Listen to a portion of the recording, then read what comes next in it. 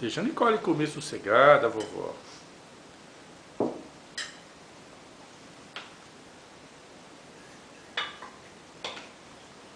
Você gostou desse macarrão com conchinha?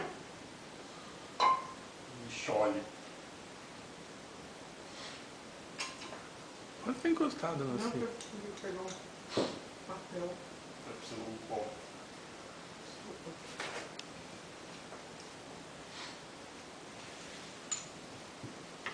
Quer dizer que o menino chamava Eric lá? Não, é um viking. No desenho? É, um viking que veio do sul. Chama Eric, né, Nicole? Do sul.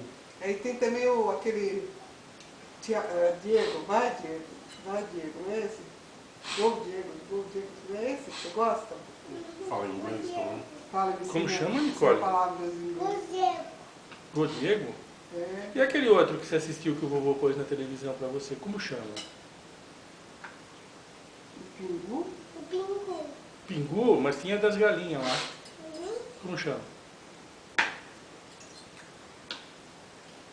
Vida de galinha. Ah, Vida de Galinha.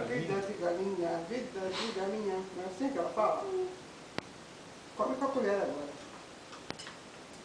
Você quer mais macarrão? Quer?